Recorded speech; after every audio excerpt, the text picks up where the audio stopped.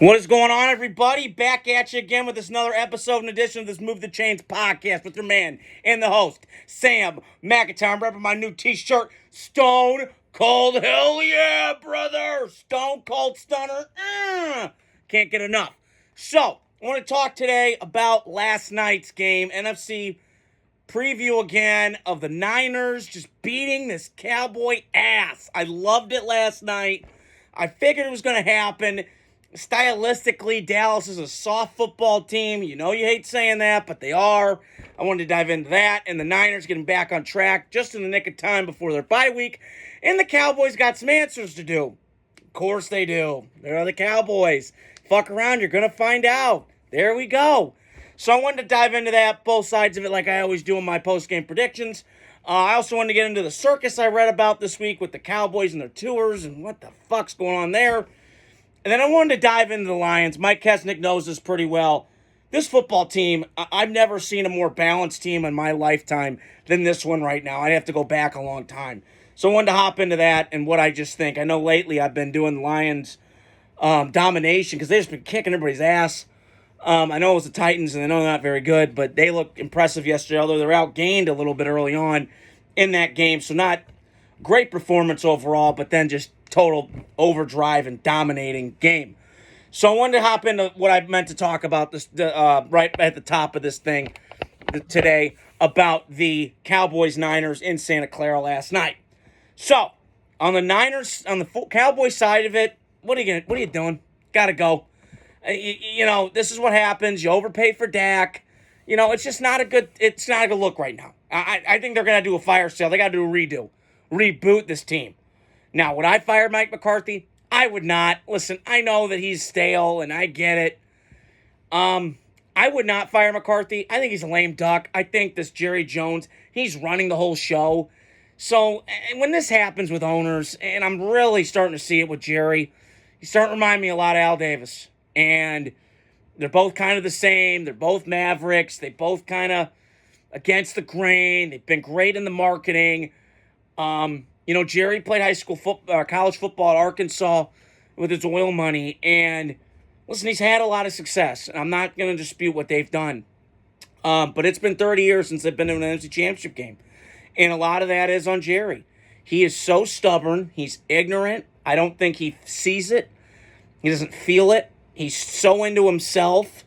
I think the Cowboys are done. I think they're toast. I don't know what happens from here. I just think there's too much distraction going on when you're a Cowboy player. And obviously the biggest brand in football in the world. Worth $13 billion, I believe, according to Forbes.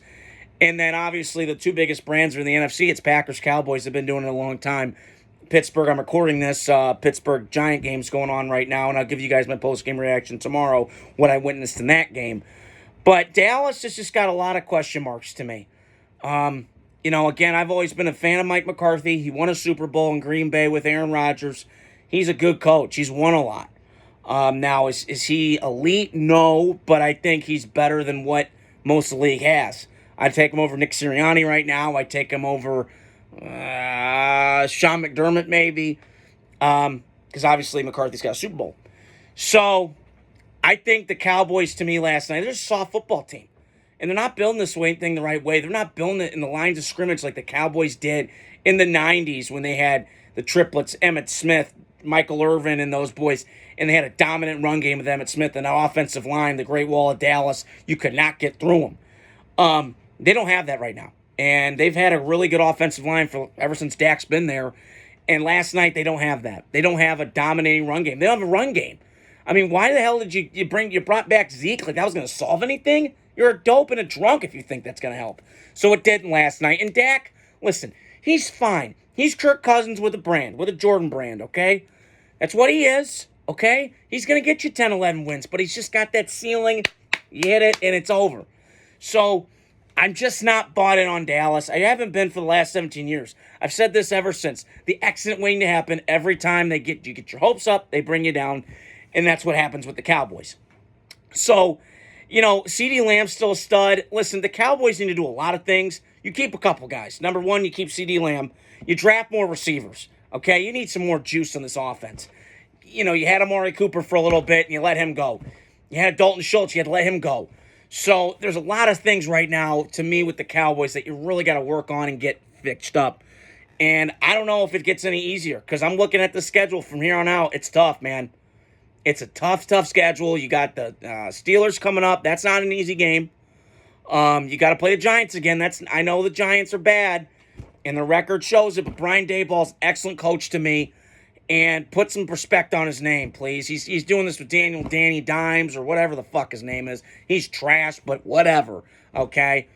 So you got to give the Giants some credit. So you play them. You play Washington, who I know the Hail Mary was crazy yesterday. I'm sorry, my family.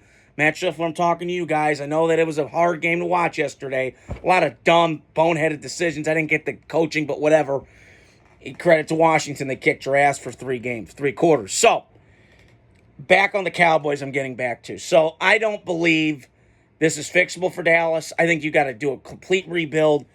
Jerry needs to shut the fuck up, sit back, do something because it's not working. And it's reminded me a lot of Al Davis 2007 vibes when he was with the Raiders. And that was a dark, dark time after they lost the Super Bowl to the Buccaneers and Rich Gannon.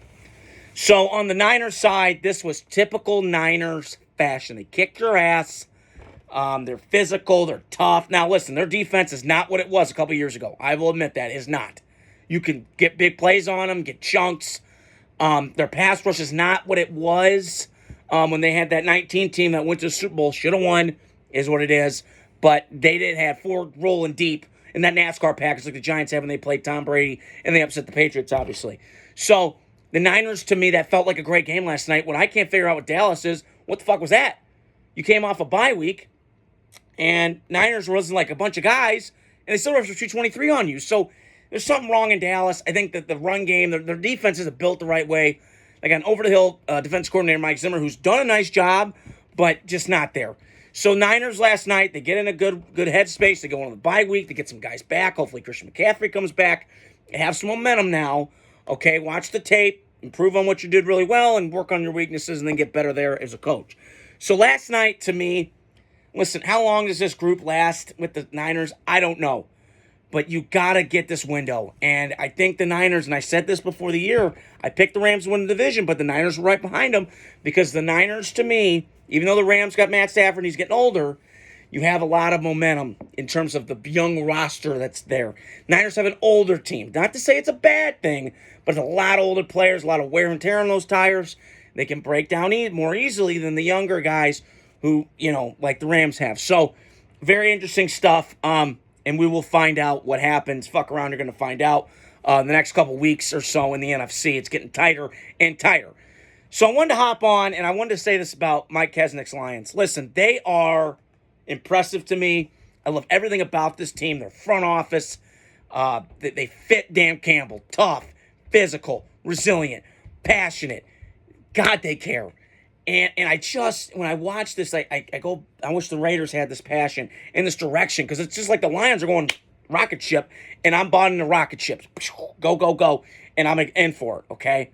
This team is loaded everywhere. I don't love the Hutchinson industry. That, to me, scares me. If they get close again, and I think they will, I think they're going to represent the NFC. Could I see them win the division? Absolutely. Green Bay is not far behind. Now they're 1-2 right now, and they do play in a couple weeks, so we'll see how that game transpires, how this season goes on for Green Bay. Praying for Jordan Love's health. They just got to get him, make sure he's okay, because it just doesn't look right. And I still blame the NFL for that bullshit they pulled first week of the season in Brazil, but I'm some dumbass in Indiana. The league office doesn't give a fuck about me. But besides the point. So, I still think the Lions win this division. I could see the Lions-Packers meeting in the playoffs. I really do. I think it's going to be in Detroit because I think Detroit's going to get home field. The way that it's shaping right now, it's got a long way to go. But for me right now, I'm putting Detroit number 1 seed. They get home field. Obviously, we saw how electric that crowd was against the Buccaneers and Rams last year in Detroit. So, I do believe that the Lions, they're just dominant. They kick your ass for 10 hours, and they just reflect what Dan Campbell is. And I am so impressed with them. And they, like I said, I think Goff is better than I thought. I've always liked Goff. I've said this before on here more than most people want to give credit to.